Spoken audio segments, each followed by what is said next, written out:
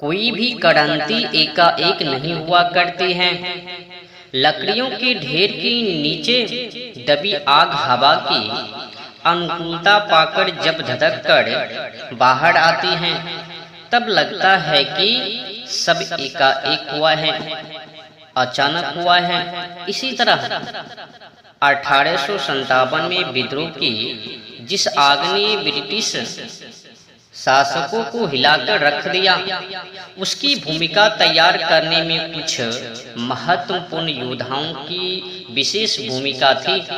यद्यपि तंत्या भील, जी हाँ, तंत्या भील को उचित रूप से क्रांतिकारियों में शुमार नहीं किया जा सकता, तथापि गोरी हुकूमत के खिलाफ युद्ध करने में वह सन 1857 के विद्रोहों से किसी भी तरह से कम नहीं था। तंत्या एक डाकू सरदार था जिसका अपना दल था। उसमें अपार हिम्मत व ताकत थी। यह ठीक है कि वह गरीबों और दीन दुखियों की मदद किया करता था और धनवान लोगों को लूटता था, किंतु या तो सभी डाकुओं की मजबूरी है। लूटने के लिए धन तो धनिकों के पास ही मिलेगा। गरीब की निवास पर धन ढूंढना पाना यूं भी असंभव कृत्य ही है। हुकूमत के साथ डाकुओं का स्वाभाविक बैर होता है। पुलिस से बचने के लिए यह जरूरी हो जाता है कि वे अपने क्षेत्र के लोगों की सद्भावना प्राप्त करें। जो गरीब लोगों का सामान्य उपकार करते रहने से ही प्राप्त हो जाती है। गरीब व दुखी थोड़ा पाकर ही संतुष्ट हो जाते हैं और दूर दूर तक उपकारी की प्रशंसा करते रहते हैं। वे लोग डाकू के बारे में सरकार व पुलिस को भी गलत सूचना देकर उनकी रक्षा करते रहते हैं। तंत्या भील का जन्म मध्य प्रदेश के निवाड़ क्षेत्र के बिरदा ग्राम में हुआ। वह भाऊ सिंह का पुत्र था, जो एक साधारण कृषक थे। पिता के निधन के पश्चात तंत्या ने भी कृषि कार्य ही संभाला। यदि सरकारी कर्मचारी अन्याय व अत्याचारी न होते तो शायद तंत्या भी एक सामान्य से कृषक की तरह जीवन गुजार कर ही मृत्यु को प्राप्त होता। लेकिन विधाता ने तो उसके के लिए कुछ असामान्य ही सोच रखा था।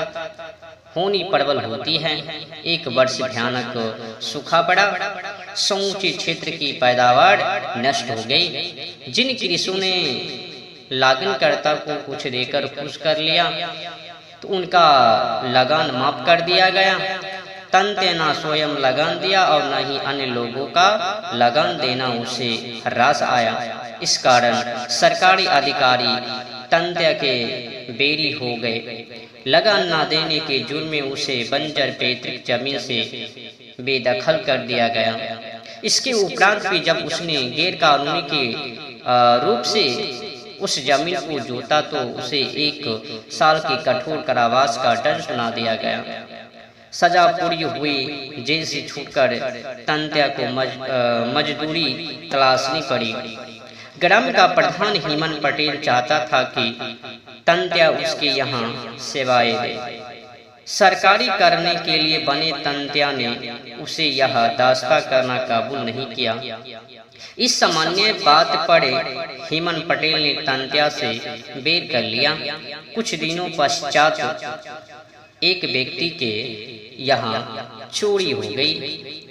चोर पकड़ा गया। हेमन पटेल ने चोर से कहा कि वह चोरी में तंत्या का नाम भी जोड़ दे। चोर ने तंत्या का नाम ले लिया तो पुलिस उसे पकड़ने जा पहुंची। झूठी आरोप से नाराज होकर तंत्या ने पुलिस के सिपाहियों से झगड़ा किया। यह चोरी से भी अधिक संगीन जुर्म हो गया। तंत्या को 1 महीने के लिए पुनः जेल भेज दिया गया। इस प्रकार तंत्या भील के साथ घोर अन्याय किया गया। इस दफा तंत्या जेल से निकलना तो वह एक अलग ही व्यक्ति था। शरीफ व प्रतिष्ठित के स्थान पर वह अपने बहुबल से अन्याय और अत्याचार के खिलाफ जंग के लिए विद्रोही बन गया। उसने अपने भील साथियों का एक गिरोह बनाया। उसे विजयनिया और दोपिया नाम के दो वफादार साथी भी मिल गए। तंत्या व हेमंत पटेल में दुश्मनी गहरी हो गई। तंत्या ग्राम त्याग कर वन में रहने को विवश हुआ। गांव में वह तभी जाता था जब उसे कोई डकैती डालनी होती थी। वह हेमंत पटेल के साथियों को बंधक बनाकर ले जाता था और मोटी रकम मिलने पर ही उन्हें रिहा करता था। भीलों की खासियत यह थी कि वे बहादुर होते थे। पटेल व प्रधानों की खासियत यह थी कि वे घमंडी, छली एवं धोखेबाज भी होते थे। दिल में जहर रखकर भी वे मुख से मीठी भाषा बोल सकते थे। हेमंत पटेल ने भांप लिया कि ग्रामीण तंत्या पर तो उसका जोर चल सकता था, किंतु वनवासी तंत्या पर तो हुकूमत का भी कोई जोर नहीं चलता। अंततः उसने सुलह सफाई का छद्म रास्ता अपनाया। बेहद खुशामद करके उसने तंत्या व उसके सहयोगों को अपने यहाँ दावत पर बुलाया। तंत्या उसके बहकावे में आ गया। पटेल ने पुलिस से संपर्क साधा हुआ था। जिस वक्त तंत्या और उसके साथी भोजन कर रहे थे, उसी वक्त पुलिस ने चारों तरफ से उन्हें घेर कर पकड़ लिया। उन पर मुकदमा कायम हुआ और फिर मध्य प्रदेश राज्य के खांडवा की जेल में उन्हें भेज दिया गया। साधारणतः जेलों तोड़ी नहीं जा सकती, किंतु इसके बाद भी कैदी जेल से फरार होने में सफल हो जाते हैं। जिन कैदियों का हौसला व संकल्प मजबूत हो, उनके लिए कोई भी जेल दुर्विद्य नहीं होती। तो यह किस्मत की बात थी कि तंत्या को लोहे की एक छड़ प्राप्त हो गई। उसने जेल की मोटी दीवार में इतना बड़ा छेद बना लिया कि उसमें से एक एक करके उसके सब साथी फरार हो गए। चादरों को परस्पर बांधकर उन्होंने एक मजबूत रस्सा बना लिया। उसके सहारे चढ़कर वे जेल की चार दीवारी से फरार हो गए। फरार तंत्या का पुलिस ने पीछा किया, किंतु उसे पुनः गिरफ्तार नहीं किया जा सका। तंत्या को न केवल हेमंत पटेल को बदला लेना था, बल्कि अपने दल को भी फिर से खड़ा करना था। एक रात्रि उसने हेमंत पटेल के घर पर धावा बोला और हेमंत पटेल को तरपा कर कुत्ते की मौत मारा गया। उसके पश्चात उसकी पुलिस के अधिकारियों ने जबरदस्त दुश्मनी हो गई। आगामी 8 सालों में तंत्या के दल ने 400 से ज्यादा डकैतियां डाली। औसतन प्रत्येक वर्ष 50 डकैतियां। कोई भी सरकार ऐसे गिरोह की अनदेखी नहीं कर सकती। जिस भी अधिकारी को तंत्या से निपटने का जिम्मा दिया जाता, उसे तंत्या खुद ही निपट लेता था। एक दफा एक उत्साही दरोगा ने तंत्या को पकड़ने की जिम्मेदारी ली। अपने मुखबिरों से तंत्या को यह जानकारी मिल गई कि चंद सिपाहियों के साथ दरोगा एक छोटे से स्टेशन पर उतरे तो सामान उठाने के लिए हमाल तलाशा पर छोटे स्टेशन पर हमाल कहा। एक देहाती व्यक्ति ने पुलिस को इस विपदा में देखा तो करीब आकर पूछा, क्या बात है, आप किसी प्रकार की मदद चाहते हैं? तो दरोगा ने कहा, हमाल चाहिए, थाने पहुंचना है। तो देहाती ने व्यवस्था से स्वर में कहा, यह हमाल कहाँ? आप कहे तो आपका सामान मैं थाने तक पहुंचा देता हूं। आप मेरे साथ चले। थाने पहुंचकर आप अपने इस साथियों के लिए गाड़ी भिजवा देना। दरोगा प्रसन्न हो गए और उसके साथ चल पड़े। तो दरोगा का फौलादी टक देहाती के सिर पर रखवा दिया गया। कुछ दूर जाकर देहाती ने कहा, दरोगा साहब आपका टक ज्यादा भारी है, जरा देर को नीचे उतरवा दे तो मैं एक पल आराम कर लूं। तो दरोगा ने कहा, टरंक इतना भारी तो नहीं है, तुम ही कुछ अधिक नाजुक कमियाज व्यक्ति हो। इतना कहकर वह टरंक उतरवाने लगे तो टरंक जमीन से लगा ही था कि उस देहाती ने शीघ्रता से दरोगा की पिस्तौल उनकी पेटी से झटक कर छीन ली और कहा, आप मुझे गिरफ्तार करने आए हैं तो कर ले। कहते हुए उसने वही पिस्तौल दरोगा की तरफ तान दी तो दरोगा ने गिड़गिड़ाकर जीवन भिक्षा मांगी। तंत्या ने कहा, वह कारतूसों की पेटी भी मेरे सुदूर कीजिए, उसके बिना तो पिस्तौल बेकारी है। पिस्तौल और कारतूस लेकर तंत्या भील दरोगा को वही आधे रास्ते में ट्रक सहित छोड़कर भाग गया। दरोगा बड़ी कठिनाई से थाने पहुंचे। वह इतने शर्मिंदा हुए कि वह वहां ठहरने ही नहीं। वक्त गुजरा। एक अन्य दरोगा ने अंग्रेजों की दृष्टि में सम्मान पाने के उद्देश्य से तंत्या भील को गिरफ्तार करने की जिम्मेदारी ली। इस उद्देश्य की पूर्ति के लिए उन्होंने एक थाने में बसेरा जमा लिया। लेकिन दारोगा के सामने प्राथमिक समस्या यह थी कि तंत्या के ठिकाने का पता किस प्रकार लगाया जाए। यूं भी तंत्या किसी भी एक स्थान पर नहीं ठहरता था। इस कारण कोई भी उसका ठिकाना बताए भी तो क्या। एक दफा एक नाई अपनी हजामत की पेटी हाथ में लिए दरोगा के सामने से निकला। दरोगा को उससे दाढ़ी बनवाने की इच्छा हुई। उन्होंने उसे बुलाकर दाढ़ी बनाने का आदेश दिया। नाई बतूनी तो होते ही है, इस कारण उसकी जीभ कैंची से ज्यादा चलने लगी। दरोगा ने तंत्या भील का किस्सा छेड़ा तो नाई दुखी होकर बोला, मेरा दुर्भाग्य है कि तंत्या भील ने मुझे ही अपना नाई बनाया। दूसरे किसी पर वह विश्वास नहीं करता है और ना दूसरे कोई उसके करीब पहुंच सकता। तो हर दफा दाढ़ी बनाते वक्त वह मुझे धमकाता है कि यदि उस तरह की तनिक भी खरोच आई तो वह मेरी गर्दन ही काट डालेगा। मुझे मालूम है कि किसी न किसी दिन तो मुझसे गलती होगी ही। उस दिन मेरा क्या होगा, मैं तो बेमौत मारा जाऊंगा। दरोगा ने बेहद अवसर देकर प्रस्ताव रखा कि तुम एक दफा हमें उसका ठिकाना दिखा दो तो हम तुम्हें खूब धन देंगे। बिल्कुल नहीं। नाई ने सहमकर कहा कि मैं बाल बच्चों वाला आदमी हूँ, लाख रुपये दे दूं तो भी नहीं। तंत्या को भनक लग गई तो वह मेरे टुकड़ी टुकड़ी कर डालेगा।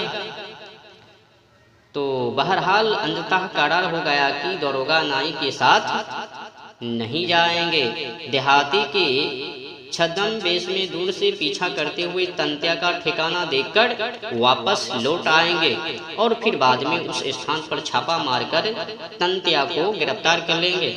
कुछ दिनों पश्चात नाई आया और उसके कहने पर दरोगा भी उसके साथ हो लिए। ग्रामीण श्रमिक का वेश और निशस्त्र तंत्या के ठिकाने तक तो जाना नहीं था, दूर से ही देखकर लौट आना था। एक जगह सन्नाटा देखकर आगे चलते नाई ने रुककर पीछे आते श्रमिक को संकेत करके अपने करीब बुलाया। पास आने पर बोला, मैं ही तंत्या भील हूँ, आप मुझे पकड़ने आए हैं, आपका क्या करना चाहिए आप ही बताइए। दरोगा के होश पे क्षता हो गए। तंत्या ने उनकी नाक काट कर उन्हें भगा दिया। बेचारे कहीं मुंह दिखाने लायक न रहे, किंतु पुलिस का शिकंजा निरंतर कसता ही गया। बिजेनिया और दोपिया पकड़े गए।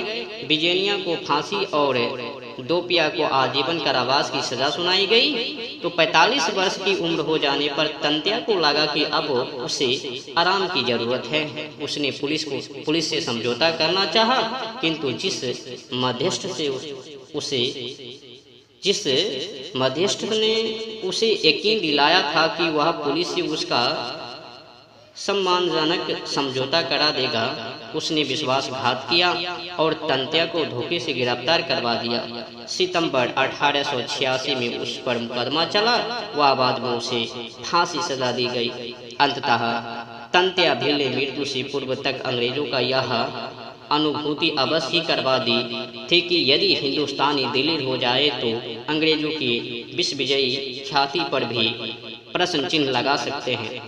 तंत्या भील ने कई वर्षों तक अंग्रेजी हुकूमत को छकाए रखा था और उसकी मृत्यु ब्रिटिश हुकूमत के लिए राहत की बात थी। सन 1857 की क्रांति अपने आप में कई कारणों से महत्वपूर्ण थी। उस समय अंग्रेजों ने आधी दुनिया पर यूनियन जैक लहरा रखा था और कई देशों को अपना उपनिवेश भी बना रखा था। अखंड हिंदुस्तान उनकी तमाम उपनिवेशों में सर्वाधिक कमाई वाला उपनिवेश था। 1857 की क्रांति का महत्व इस कारण और भी बढ़ जाता है कि क्रांति लगभग सफल हो चुकी थी। यदि कुछ गद्दारों ने उस समय गोरा का साथ नहीं दिया होता, इस क्रांति की विशेषता यह थी कि अंग्रेजों की हिंदुस्तानी फौजियों ने भी विलुप्त कर दिया था। तो इस कारण इसे भारत का सर्वप्रथम स्वाधीनता संग्राम भी कहा जाता है। आजादी हेतु यह क्रांति का शुभारंभ था, क्योंकि अंग्रेजी शासन के कारण सभी वर्गों से असंतोष का भाव था। 1857 की क्रांति में विभिन्न वर्गों ने अपना योगदान दिया था। सभी वर्गों के विद्रोह करने के कारण भी तब अलग अलग ही रहे थे। सबसे पहले तो वे राजघराने और जागीरदार थे, जिनके राज व जागीरें ईस्ट इंडिया कंपनी द्वारा नियुक्त राज्यपालों और महाराजपालों ने आदूरदर्शी निर्णय व लालच के कारण छीन ली थी। यदि किसी शासक या जागीरदार की कोई औलाद नहीं होती थी तो कंपनी उसे पुत्र गोद लेने की इजाजत नहीं देती थी और उसके राज या जागीर को जब्त कर लेते थे। इस कारण कई रजवाड़े और जागीरदार फिरंगियों के दुश्मन बन गए थे। बिठूर के नाना साहब और झांसी की रानी लक्ष्मीबाई को इसी श्रेणी में रखा जा सकता है। दोनों उस समय अपने राज्य के लिए लड़ रहे थे। उस समय वे यह नहीं सोच रहे थे कि उन्हें हिंदुस्तान को आजाद करवाना है, लेकिन उनका संघर्ष अंग्रेजों के खिलाफ अवश्य था। इस विद्रोह में शरीक दूसरा वर्ग था, नाराज और अपमानित देशी सैनिकों का। हिंदुस्तान के सामान्य लोगों की गरीबी का फायदा उठाकर ईस्ट इंडिया कंपनी हिंदुस्तानी सैनिकों की भर्ती बहुत ही मामूली वेतन पर करती थी। सेवा की शर्तें काफी कठोर होती थी और इससे भी बुरी बात यह थी कि गोरे अधिकारी और सिपाही देशी सैनिकों से बहुत बड़ा अपमानजनक व्यवहार करते थे। प्रत्येक देशी सिपाही मन ही मन कुट रहा था और प्रतिशोध लेने के लिए अवसर का इंतजार कर रहा था। देशी सैनिकों के इस असंतोष का फायदा रजवाड़ों और जागीरदारों ने अपने स्वार्थ साधनों के लिए उठाया और उन्हें अंग्रेजों के विरुद्ध बगावत करने को उकसाया तथा अपना समर्थन देने की बात कही। तो सभी यूरोपीय लोग अन्य देशों में व्यापार करते हुए अपने पादरी भी साथ ले जाते थे। वे पादरी ईसाई धर्म का प्रचार करके लोगों को लालच देकर धर्म परिवर्तन हेतु उकसाते थे। इस कारण हिंदुस्तानी व मुस्लिम धर्मगुरु भी उनके विरुद्ध हो गए थे।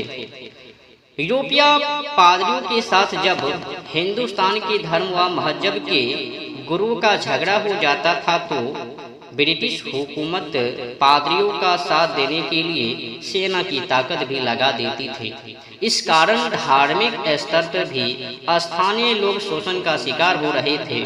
जब धर्म गुरुओं ने स्थानीय सैनिकों को उनकी धर्म का वास्ता देकर अंग्रेजों का विरोध करने के लिए उकसाया था तो हिंदुस्तानी सैनिकों भी अपने धर्म की रक्षा करना चाहते थे।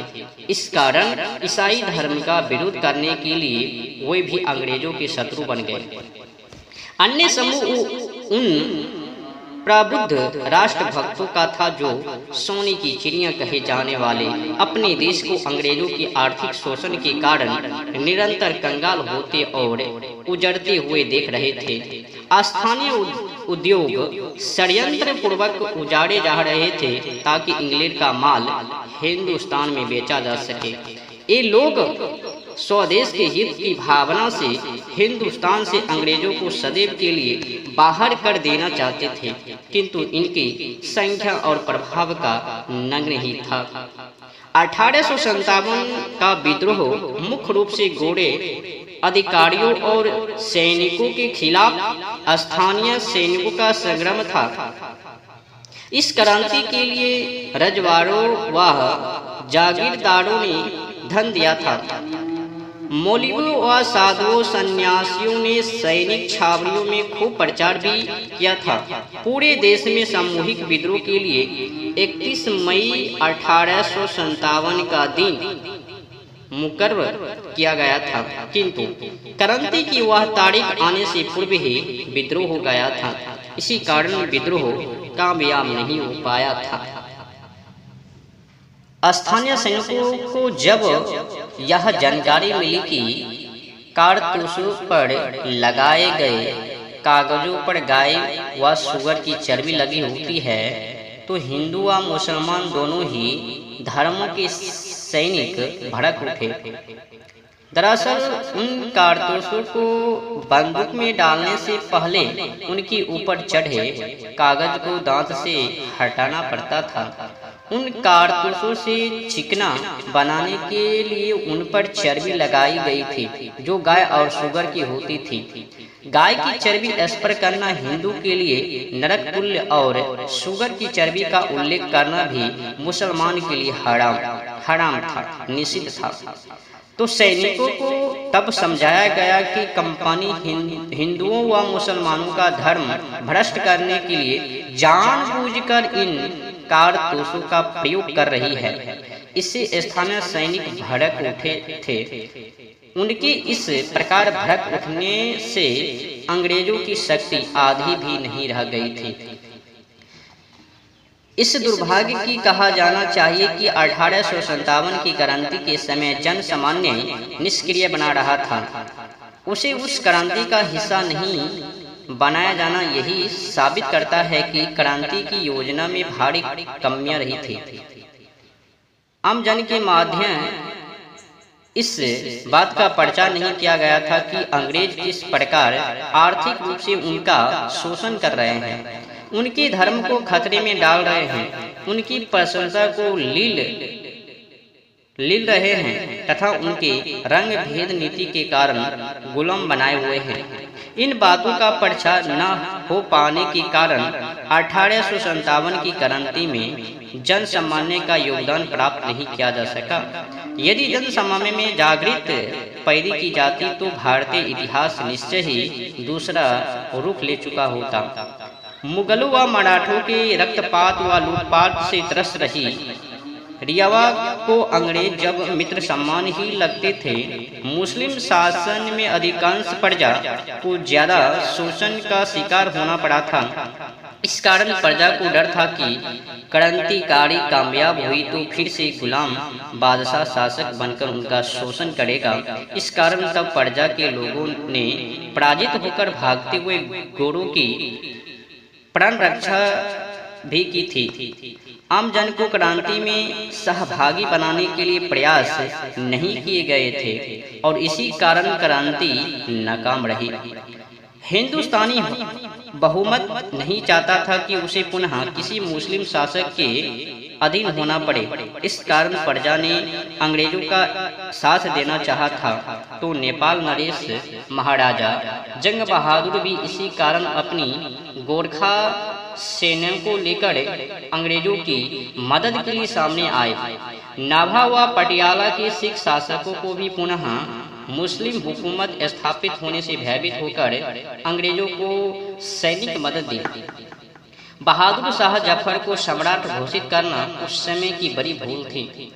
कई राजाओं व शासकों ने तब इस क्रांति में तटस्थ रहकर अंग्रेजों का समर्थन किया था। महज मुसलमानों का साथ प्राप्त करने के लिए ही बहादुर शाह जफर का नाम सम्राट के रूप में प्रचारित किया गया था, लेकिन हिंदुओं को यह निश्चय ही स्वीकार नहीं था कि कठिन संघर्ष के बाद पुनः मुसलमान ही शासन स्थापित हो। इस सोच को अंग्रेजों ने भी भांप लिया था। इस कारण उन्होंने हिंदुओं के बीच इस बात का प्रचार भी किया। इससे हिंदू भड़क गए और 1857 की क्रांति कमजोर पड़ गई। इस बात में कोई संदेह नहीं है कि अंग्रेज सैनिक आधुनिक हथियारों से सुसज्जित थे और उन्हें युद्ध करने के ज़्यादा तजुर्बे हासिल थे। उनकी व्यूह रचना भी हमसे ज़्यादा दक्ष थे। इस कारण आमने सामने के संघर्ष में उनसे पार जाना बेहद कठिन था। उनके बिस्तरिया तोपखानों और बंदूकों के सामने तलवारों से